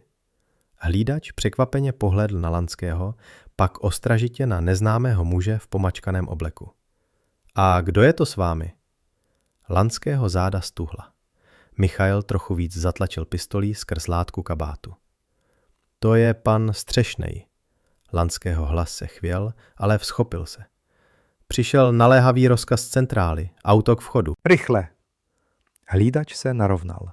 Jméno mu nic neříkalo, ale tón nadřízeného neznal odpor. Rozumím. Černý sedan už čekal u vchodu. Řidič, statný muž v šedém obleku, laskavě otevřel zadní dveře. Vstupte, Nikolaji Petroviči, zdvořile řekl Michail a pustil úředníka vpřed. Sám sedl nalevo, zablokoval Lanskému přístup ke druhým dveřím. Pistole stále mířila na bok stranického bose. Na Kurské nádraží, pronesl Lanský řidiči. Věděl, že diplomat je ukrytý v lese, ale před řidičem to nesměl říct. Michail ho předem poučil. Auto se hladce rozjelo, šustění pneumatik po mokrém asfaltu. Na kontrolním stanovišti se závorou projeli bez zdržení. Čísla vozu znali nazpaměť. Vyjeli na opuštěnou Rubljovskou silnici. Zastavte tady, rozkázal Lanský, když ujeli pár kilometrů od sanatoria a dorazili k hustému smrkovému lesu. Řidič překvapeně pohlédl do zpětného zrcátka, ale neprotestoval. Sedan sjel na krajnici. Čekejte v autě, řekl Lanský. Vyšli do vlhkého ranního lesa. Michail držel odstup jednoho kroku, nepřestával sledovat úředníka.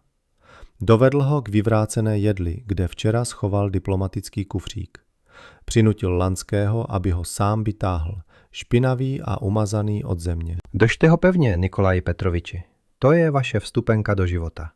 Přesněji do cely, ale živý. Vrátili se k autu. Řidič nakoukl na špinavý kufřík v rukou šéfa, ale mlčel. K generální prokuratuře, na Puškinskou, rozkázal Lanský. Jeho hlas zněl tlumeně a rezignovaně. Moskva je přivítala zamračeným ránem. Uklízeči smetali mokré listí z chodníků. Město žilo svým běžným životem, netušíc, že právě teď v černém vládním limuzínu padá mocná říše. V 8:30 dorazili k mohutné budově prokuratury. Michail věděl, že teď začíná nejtěžší část. Vstoupit dovnitř s pistolí nebylo možné. Musel se spolehnout na Lanského strach. Strach z očí, z dokumentů v kufříku, z člověka, který mu zlomil vůli během jediné noci. Michail vytáhl pistoli z kapsy, zařadil pojistku a schoval ji pod sedadlo. Řidič si ničeho nevšiml. Vystupujeme, Nikolaji Petroviči, řekl Michail. Diplomat noste sami. A pamatujte, pokud se pokusíte zakřičet na stráž, že jsem na vás zaútočil, prostě jim tyto dokumenty předám a pak vás odvedou v poutech, ale s hanbou na celý stát, zatímco váš syn půjde místo mého pod trest. Lanský přikývl. Byl bledý jako plátno. Uvědomoval si, že prohrál definitivně. Prošli vstupní kontrolou. Ostraha Lanského poznala, ale nikoho nenapadlo prohlížet vysokého úředníka a jeho doprovod. Michail ho vedl dlouhými chodbami pokrytými koberečky přímo do přijímací místnosti zástupce generálního prokurátora pro zvlášť důležité případy. Když sekretářka uviděla Lanského, vyskočila ze židle. Nikolaj Petroviči, Aleksandr Sergejevič je u sebe, ale má poradu. Tohle nemůže počkat. Přerušili Michail rázně a vykročil vpřed. Je to otázka státní důležitosti. Strčil do mohutných dubových dveří. Kancelář byla prostorná. Za tékovým stolem seděl šedovlasý štíhlý muž v brýlích, zástupce generálního prokurátora Volkov. Před ním ležely tlusté složky z případy. Když spatřil přicházející, zamračil se. Nikolaji Petroviči, co to má znamenat? Kdo je tohle s vámi? Michail nedal Lanskému šanci promluvit. Přistoupil k stolu, vzal z ochablých rukou úředníka zašlý diplomat a s tlumeným duněním položil přímo na dokumenty prokurátora. Pak vytáhl z vnitřní kapsy složené listy, přiznání Vadima Lanského a Artura Žuravleva. Položil je vedle diplomatu. Jmenuji se Michail Strešněv. Můj syn Alexej Strešněv byl odsouzen k trestu smrti za zabití 2 dívek. Rozsudek má být vykonán v nejbližších dnech. Volkov si sundal brýle, jeho pohled stvrdl, stuhl. Znám ten případ. Soud rozhodl. Nemůžete sem vtrhnout. Soud rozhodl na základě sfalšovaných důkazů. Zazněl Michailův hlas pevný jako ocel. Nežádal, požadoval. V těchto papírech je upřímné přiznání Vadima Lanského, vašeho syna. Detailně popisuje, jak z pistole TT zabil ty dívky. Vedle jsou svědectví Artura Žuravleva.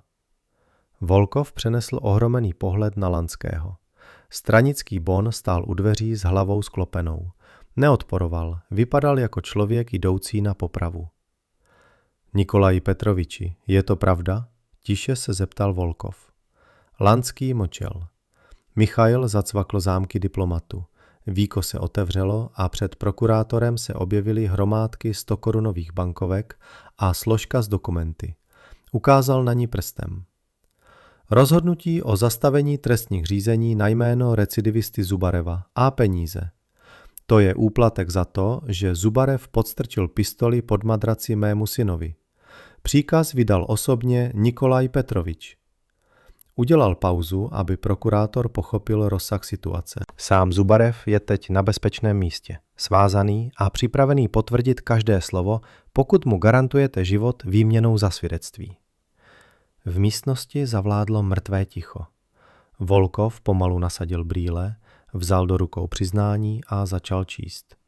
Jeho tvář tvrdla s každým řádkem. Byl zkušený právník, viděl, že drží v rukou žádnou padělku, ale pevný trestní případ proti elitě. Případ, který může zničit kariéry mnoha, pokud se ho někdo pokusí zamést pod koberec. Odkud to máte? Podíval se Volkov na Michaila. V jeho pohledu byla úcta smíšená s opatrností. Jak jste je donutil napsat tohle? Jen jsem položil správné otázky, odpověděl suše Michail. A měl jsem silné argumenty. Volkov se podíval na Lanského.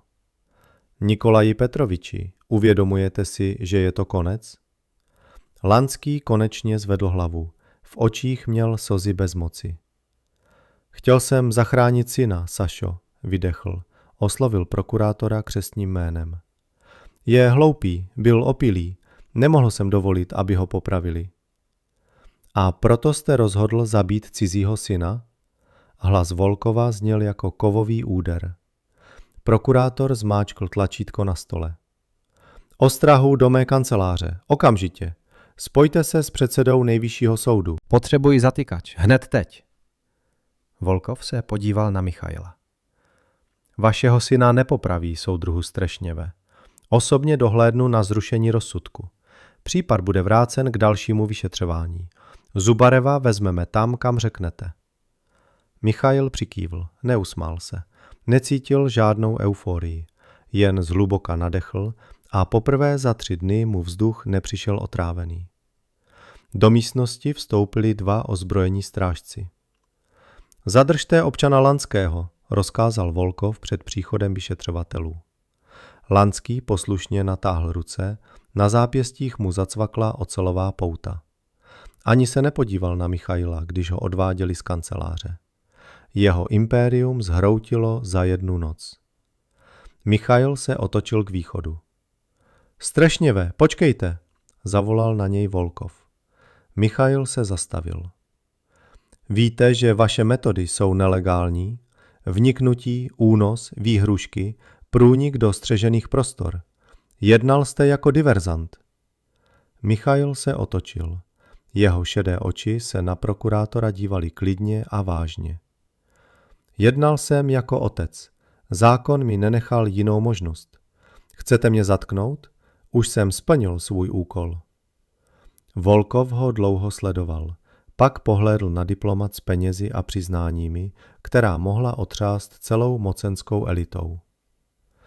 Jděte za synem, Michaili, tiše řekl prokurátor. Neviděl jsem tu žádného diverzanta. Viděl jsem jen otce zarmouceného, který přinesl nespochybnitelné důkazy. A jak jste je získal? To zůstane mezi námi. Michail vyšel z budovy prokuratury. Déšť ustal. Skrz trhané šedé mraky pronikal bledý, chladný paprsek podzimního slunce. Stál na schodech, nadechoval se mrazivého vzduchu. Ruce, zvyklé svírat ocel a lámat kosti, teď drobně třásly únavou a útlumem. Adrenalin opouštěl tělo a zanechával za sebou tichou prázdnotu a divokou únavu. Zachránil ho. O 3 hodiny později ve vyšetřovací cele, kde seděl Alexej Strešněv, vešel služební důstojník. Nekřičel, netřásl klíči. Prostě otevřel těžké železné dveře a řekl: Strešněve, zbalte si věci, rozsudek zrušen, pro vás přijeli. Alexej zvedl hlavu, nevěřil vlastním uším. Myslel, že je konec, že ho vedou do té samé cely s obkladem. Na vratkých nohou vyšel do chodby. Na konci u mřížových dveří stál jeho otec, schrbený v pomačkaném kabátě s hlubokými stíny pod očima. Byl to obyčejný mechanik z autodílny. Alexej se rozběhl k němu, zabořil tvář do hrubé látky otcova kabátu a rozplakal se. Poprvé za celou dobu plakal jako malé dítě. Držel se otce jako poslední opory v rozpadlém světě. Michail ho objal. Jeho drsné, mozolnaté ruce, na kterých bělala stará jizva po úlomku, hladily Alexe po zádech. Ty samé ruce, které v noci lámaly lidi, byly teď nejjemnější a nejbezpečnější na světě. Všechno je za námi, Leško, tiše řekl Michail, dívaje se přes hlavu syna na šedou zeď cely. Pojďme domů. Systém neodpouští těm, kdo ho ohrožují. Případ Lanských otřásl celou Moskvou, i když v novinách o něm psali jen stručně v kriminální rubrice. Vadima Lanského a Artura Žuravleva zatkli toho rána na chatě. Speciální jednotka je našla svázané ve vlastní kaluži, třásoucí se strachem. Vadim dostal nejvyšší trest. Soud byl rychlý a ukázkový. Tentokrát mu otcovi kontakty nepomohly. Artur Žuravlev, vzhledem ke spolupráci s vyšetřovateli, byl odsouzen na 15 let do vězení s přísným režimem. Zubarev, vytažený z betonového bunkru operativci, poskytl vyčerpávající svědectví proti Nikolaji Lanskému. Kriminálník dostal svůj trest, ale nedožil ho. Po roce ho našli mrtvého v cele. Oficiálně srdeční selhání, neoficiálně pomsta těch, které udal. Nikolaje Lanského zbavili všech funkcí a vyznamenání, vyloučili ze strany. Soudili ho v utajení. Dostal 20 let v pracovním táboře bez možnosti korespondence. Říká se, že v táboře rychle zešílel. Neustále mumlal o muži z temnoty, který za ním přijde s tupým nožem. Alexej Strešněv se vrátil na vysokou školu. Stal se uzavřeným, přestal chodit na studentské večírky a ponožil se do studia a návrhů. Vězení na něm zanechalo svůj otisk, ale přežil. Vybudoval si život podle představ svého otce. Stavěl domy, místo aby ničil osudy. O několik let později potkal dívku, která mu pomohla znovu se naučit usmívat. Vzali se a poprvé po dlouhé době se v očích jejich syna objevil opravdový lesk. Muž se vrátil do svého zaměstnání v autodílně. Znovu si oblékl olejem zašpiněnou montérku a vzal do ruky klíče. Opravoval autobusy, kouřil s kolegy ve společné místnosti a diskutoval o fotbalových zápasech. Nikdo z jeho spolupracovníků netušil, že tento tichý, skromný mechanik sám porazil mocnou stranickou mafii. Občas, když syn zůstal v institutu déle, muž přistoupil ke staré dubové skříni. Neotvíral tajný úkryt, jen hladil dlaní hladce vyleštěné dřevo. Věděl, že kovová schránka s pistolemi, otvíráky a bojovým nožem je stále uvnitř, namazaná a připravená k použití. Zvíře usnulo, ale nezmizelo. Sledovali jste kanál Dům bez odpuštění. Děkuji za sledování a hezký den.